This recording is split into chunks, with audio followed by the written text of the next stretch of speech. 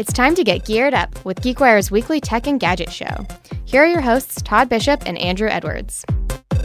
Hey everybody, it's time to get geared up. I'm Todd Bishop from GeekWire.com in Seattle. Andrew Edwards is off this week, but we have a very special episode coming up for you. It is going to be all about electric transportation.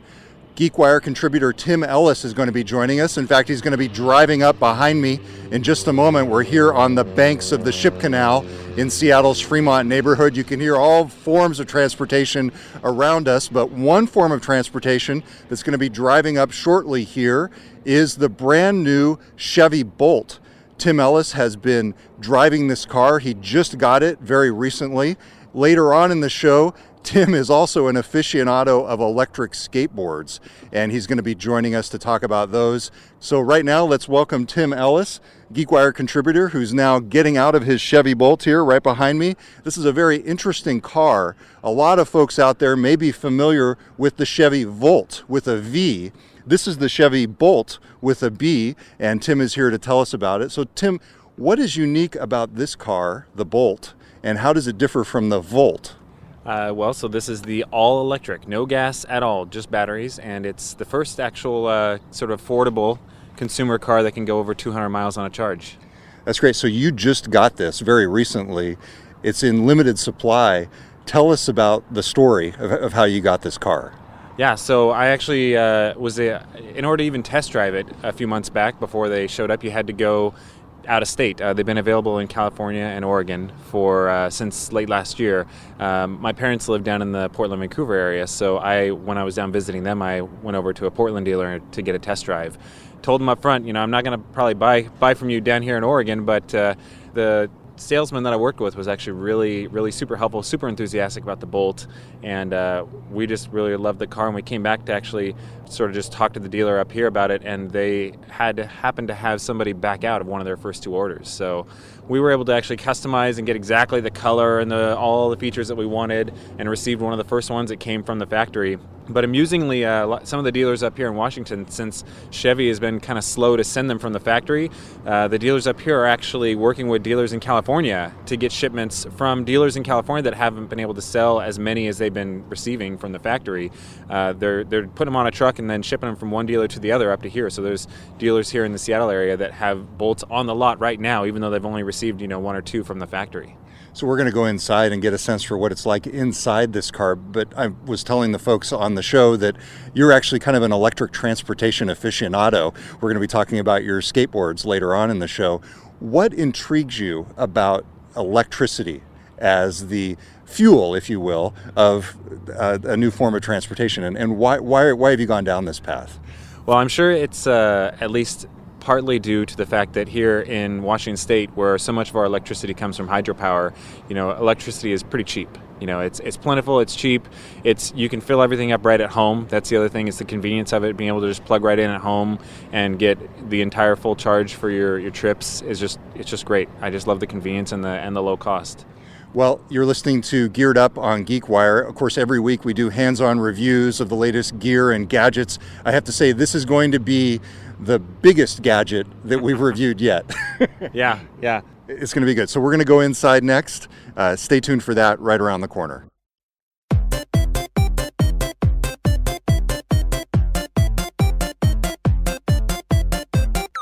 All right, so we are inside the Chevy Bolt EV, as you explained, yeah. Tim. So give us a little bit, let's do the startup and see what happens. Yeah, so just put on the brake, just power button. As long as you get your key in your pocket or somewhere in the car, it starts right up.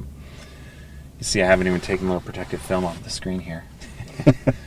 So it was whisper quiet when you started it. Obviously, yeah. like many people are used to with hybrids, but as you said, this car is purely electric. There's no gas in this car at all. That's right. Yep. Now, what you will notice actually here, as soon as if I release the parking brake, we'll see I don't know if it'll pick up on the mics or not, but when I shift here into drive, so there's actually two modes. So you hear that? There's a little sound. There's a fan noise, and that's actually an artificial noise that's intentionally piped in. So for the benefit of pedestrians. Well, that's crazy. So for people who aren't seeing this on the video, we should say go to GeekWire and look up the video so you can get a sense for what this is. But this is, I'd say, a compact to mid-size car? Yeah, they call it a crossover. I think that might be a little bit of a stretch, but the cabin space is fairly roomy for me anyway. And I've had some larger friends. The height is pretty good. Yeah, I'm 6'3", 6'2", 6'3", and the legroom is perfectly fine. Yeah, this is comparable to... You're not afraid you're going to bump your head or anything like that. All right, well, let's get this thing into drive and see what it can do. So we actually have two modes. There's D and L, and I don't actually know what L stands for, but L's the mode that I prefer because it's single pedal. So you don't actually even have to hit the brake most of the time when you're in L. You just kind of let off the accelerator, and you end up slowing down and then regenerating back into the battery, which is fun. So you'll notice... There we go. And the little artificial noise cuts out pretty much right at 15 miles an hour, I've noticed.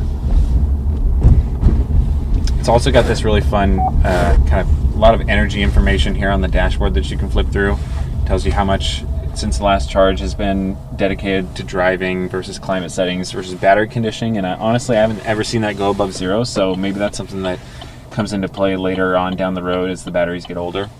Got it, battery conditioning. Yeah. So it's This is really fun. It actually scores your driving and your terrain and your climate settings and your outside temperature to come up with this overall score from +5 to -5 of how have you been driving since you charged last time. So your technique looks like it's not quite up to par. It's not great, but it is in the positive, so that's good.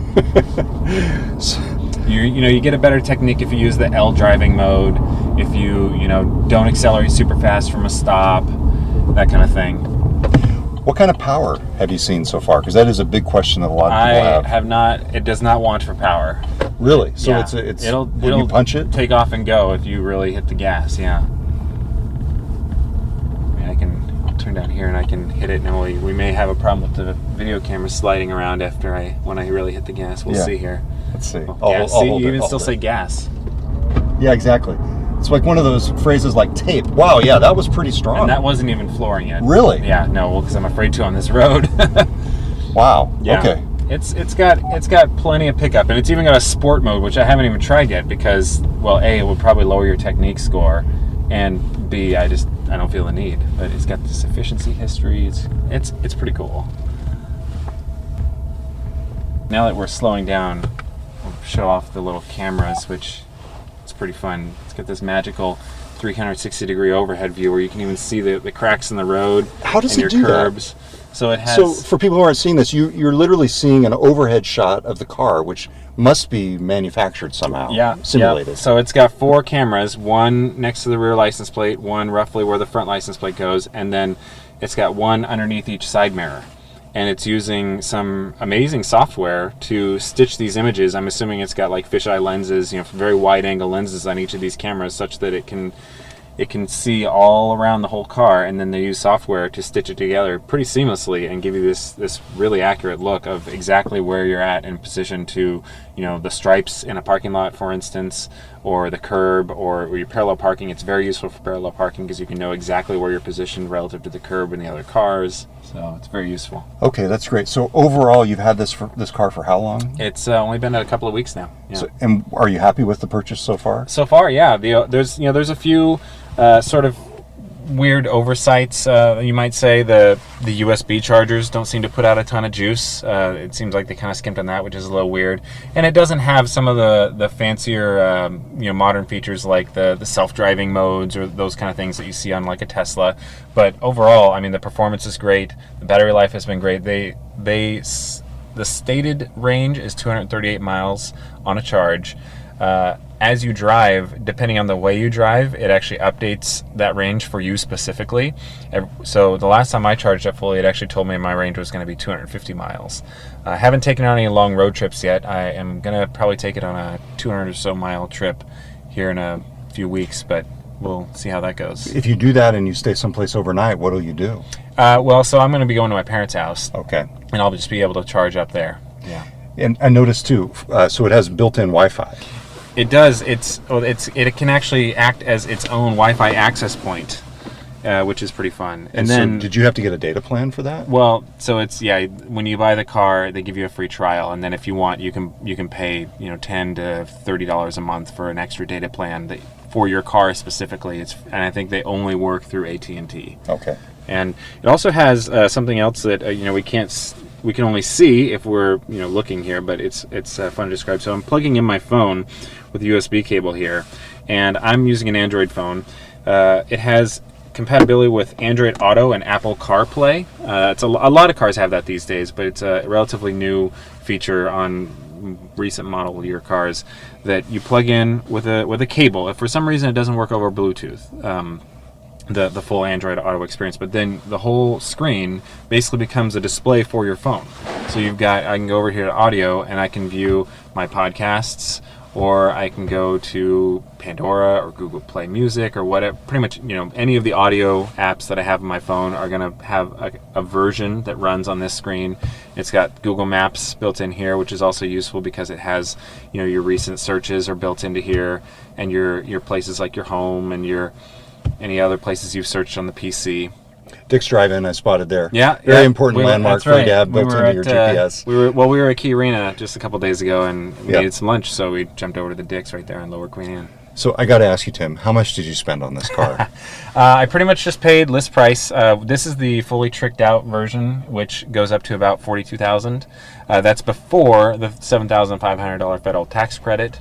And then also in Washington State, the first $32,000 of the sale price is exempt from sales tax. So between federal and state tax incentives, it's about $10,000 off, essentially, compared to what you would if you were just going and buying another car that was about the same price. Great. Well, that's very cool. So that is our hands-on, geared-up review of the new Chevy Bolt EV with Tim Ellis. We've got a lot to talk about on this episode of Geared Up. Coming up next, we're going to be going hands-on with Tim's electric skateboards. I think you brought 3 of them. Is that right? That's right. Yep. So we're getting out of the car, and now we're going to shift to another mode of transportation. That's coming up on Geared Up on GeekWire. All right, welcome back to Geared Up. I'm Todd Bishop from GeekWire.com. Andrew Edwards is off this week, but we're pleased to be joined here outside this week by Tim Ellis, who, as I've been saying, is a GeekWire contributor and also an electric transportation aficionado. We just did the test drive of his new Chevy Bolt EV, and now Tim is going to be showing us 3 different skateboards that he has that are all powered by electricity. Now, Tim, I know that your history with these skateboards actually goes back a little bit further than your history with the Bolt, which you've only had for a couple of weeks.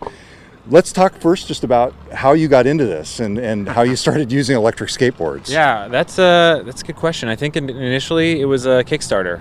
There was a couple of different models of electric skateboard that showed up on Kickstarter way back in, I want to say, probably 2013, maybe 2014. And the first one that I backed was called the Z-Board. It's made by a couple of engineering graduates down in California. And I have the version 2 here, but version 1 of the Z-Board was the first one that I backed, and then kind of it was just fell down the rabbit hole from there. Nice. Okay, so let's talk about the 3 boards that you have, and we'll do that in just a second.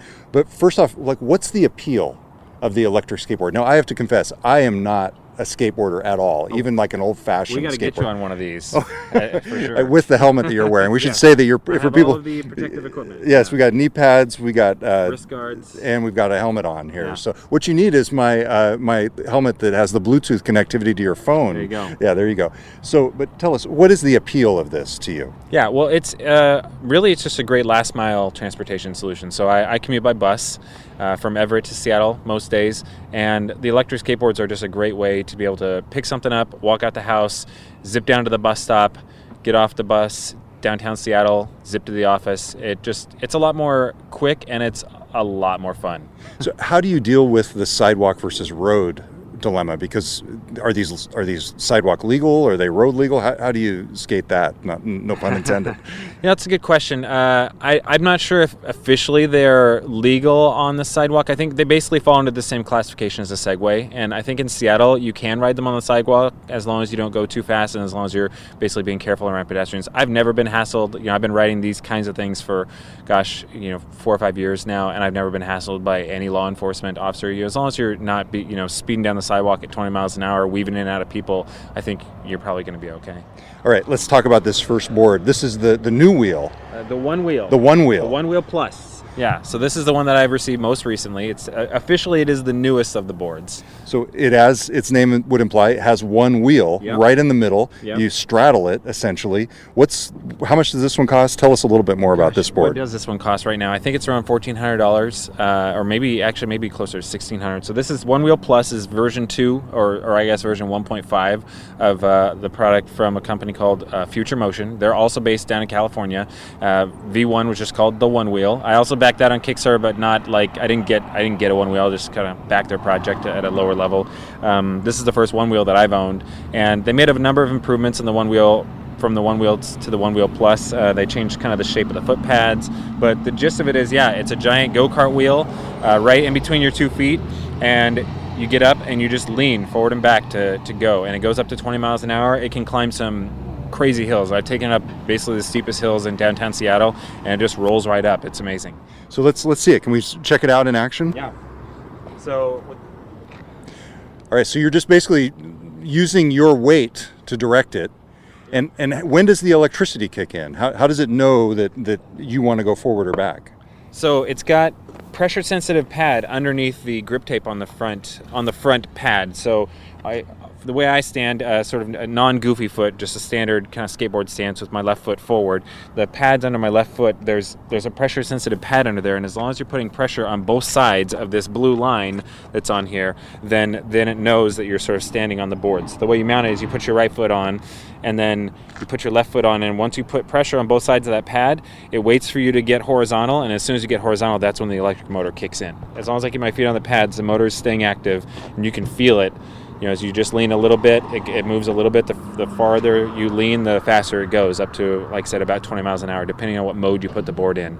This board actually has the ability to connect to an app via Bluetooth on your phone, so you can switch different riding modes, and it keeps track of things like how many miles have you gone, how much charge is there left on the battery, that kind of thing. This one goes, I want to say, somewhere around 5 to 7 miles on a single charge, so this one's relatively short range, but the fast charger charges it from 0 to full in like 20 minutes. So if you had a commute to the office, if you were riding on this all the way to the office and it was like 5 miles, near the full extent of the range, you could just plug it in at the office and it would charge right up. Great. So another one that you have over here is which one do you want to grab? Do you want to grab the Z board? So this is the Z board 2. This is the Pearl edition. There's another one called the Blue edition. It's just a different deck, and then the Pearl edition has a longer range. So the thing that's kind of distinct about the Z-board versus a lot of the other electric skateboards is there's no remote. Similar to the One Wheel, it's powered forward and back based on how you lean. In this case, there's 2 pressure-sensitive foot pads on the board, one in the front, one in the back, and it's just the harder you lean forward, the faster you go forward. The harder you lean back, the harder you brake, or it will go in reverse but slowly. And now this one's a lot longer than the one board. Yeah, so this is more of a traditional skateboard shape. It has very large wheels, though, 97 millimeter wheels, which is a lot of these electric skateboards have larger wheels, which is really helpful, especially in the Seattle area where the road quality is, let's say, subpar at best. Having really big wheels is especially helpful because it really smooths out a lot of the bumps and stuff like that. The Z-board has a single motor mounted underneath that powers one of the wheels, so it's a one-wheel drive. But yeah, and it's a beautiful board. The thing that's distinct about the Z-board 2 compared to a lot of them is it has a really good range. It goes about 25 miles on a single charge. Yeah, you could almost just have an all-day excursion with something like this. Yeah. So have you ever taken it on like the Burt Gilman or the Sammamish River Trail or anything like that? Because that is about the length of that loop. I have not taken it on those myself, no. I mostly just do, most of what I do is, like I said, commuting and then occasional errands to and from, getting takeout, that kind of thing. I love it. We have a much less efficient form of transportation interrupting our shoot here. Yeah. The Schneider National semi driving by, delivering to some businesses in Fremont. Okay, let's see this one in action. Let's see the Z-board in action. Oh, the turning radius on this is obviously not comparable to the One Wheel, so I'm just going to kind of take it in a straight line here. Okay, good deal. All right, so Tim's getting his balance. He's obviously pushing forward on that front pad. Oh, and this one's pretty fast. Okay, and then you brake by sort of leaning back. So it seems like it would be all very intuitive, even for somebody who hadn't really ridden a board yet. Yeah, funny you should use the word intuitive, because the company that makes the Z-board is actually called Intuitive Motion. You're kidding. That's what they named their company. Intuitive Motion is the name of the company that makes Z-board. Yeah, they're based in California. Yeah, good branding. Yeah. Oh, very cool. So that's the Z-Board Pearl Edition. So how much does this one cost? Yeah, I think this one's a pretty similar price. It's about I want to say $1,400 or $1,500. The blue edition is a little bit cheaper. It doesn't have quite as much range. Okay. All right, let's check out the last board that you brought. So this one has its own remote control, it looks like. Yeah, so this last one here is called the Mellow Drive. This is a complete board, although Mellow sells just the deck, or just the motor unit as well. Oh, so wow. this is really, the Mellow product is really this thing here, which is the drive center, the battery, and the control unit with the remote. And their kind of thing that makes them distinct from a lot of the other ones is you can mount this on any skateboard deck you want. So if you're like a skater already and you just want to like electrify your deck, almost any skateboard deck, you could just buy this drive and bolt it right on there because it has a standard skateboard mounting holes. Very cool. Okay, so it's called Mellow, the Endless Ride. Yeah. And how much does this one cost? This is actually, I think, the most expensive one. When I backed it on Kickstarter, it was around $1,100 for this entire thing. If you want to get this whole thing now, I think it's pushing close to $1,600 or $1,700. Wow. Okay. And they're a German company, so they are very big on German engineering, and they make their boards in Germany. The thing that's also kind of distinct about this one is that the motors are actually in the wheels themselves. So you'll notice you don't see, unlike the Z-Board, you don't see a motor mounted and then a belt. This one has two motors, so it's two-wheel drive, and they're both inside these wheels. Let's check this one. Let's see what this one rides like. So as opposed to the Z-Board where you have the pads on the front, what's the control mechanism here? So this is a more traditional, for an electric skateboard, it just has a handheld remote here, and the remote has a single button to power it on and then to switch between the different modes. They call their modes Rookie, Eco, Pro, and Endless. And Endless is actually pretty interesting. Unfortunately, it's not quite ready yet. They're going to push it in a software update. So this board is actually over-the-air updatable. And Endless mode is a mode where you put it in that mode, you don't even need the remote. You can use the remote to brake, but you kick it up to speed, and the motors will just keep you going at whatever speed you kick up to. Wow. Okay, so this one, you're not controlling it with your feet at all. Right. Yeah, it's entirely what about with steering? a handheld remote. You're not. Are you steering with your feet? Steering the same way you would with any skateboard. Yeah. Okay. All right. Got it. All right. Let's see this one. This is the Mellow. So Tim's got in his right hand the small remote control. It looks like maybe a Fire TV stick remote, and it slides back and forth against itself, he said. Okay, so here he goes with the Mellow. He's controlling it with his right hand, and there it goes. Okay, wow. Okay, so this one looks like it might even be faster than the Z-Board, Tim. Yeah, so the Mellow's top speed is about 25 miles an hour, so it is the fastest of the boards that I have. There are some electric skateboards that will go even faster than that. Personally, I think I would be terrified to take it up much above about 20 miles an hour, but this one is capable of going up to 25, yeah. Okay, so for somebody who just wanted to get started with this, is there one board you'd recommend other than what you have, or is one of the boards that you're showing here a good starter electric skateboard? That's a good question. It really depends on your price range. These are all sort of like near the top end of prices. There are some that get even more expensive, up to like $2,000. But if you're looking to just kind of get into it, dip your toes into it, there are some cheaper boards. I can't remember the names of them. Acton. It looks like it's spelled action, but it's without the I. It's ACTON. They make a handful of boards that are very affordable and have an okay reputation, and some of them you can even pick up at like a Best Buy or a Walmart, depending on where you are. So of these three boards that we've looked at here today, which is your everyday board? Which is your go-to, the one that, if you've got to jump on the bus and you've got maybe a 7 or 8 block walk or ride after you get off the bus, which is the one you use?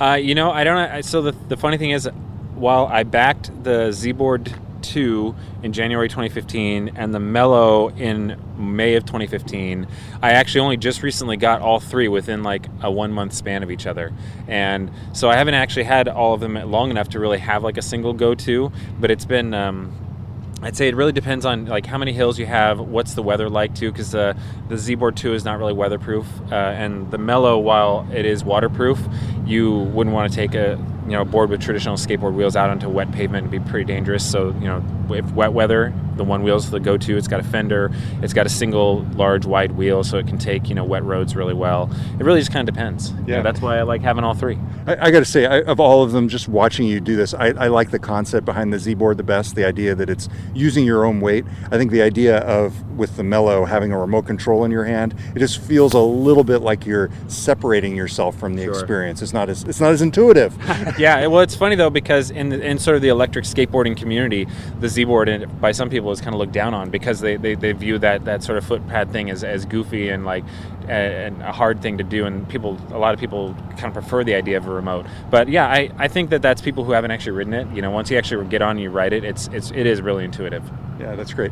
All right, Tim Ellis, thank you very much for sharing this with us. Is there someplace people can go to follow you? And also, I know that you have a price and feature comparison tool for the boards, right? Yeah. Well, I'm on Twitter. It's _Tim, and I do have a website. It's sort of a very simple, single-purpose website that has just a big comparison table with a whole lot of the electric boards that are available. It's called evbeat.com. Got it. And I'll also link to that from the show notes on GeekWire.com. Until next time, I'm Todd Bishop. Andrew Edwards, as we said, could not be here this week, but if you want to follow the show, just go to youtube.com/gearlive for the live streams of the show. You can also subscribe to the podcast on iTunes or wherever you get your audio programs. Until next time, I'm Todd Bishop. You're listening to Geared Up on GeekWire. Thanks for listening to Geared Up, the weekly tech and gadget podcast. Check out more of Andrew's reviews at youtube.com/gearlive and follow all of our coverage at geekwire.com.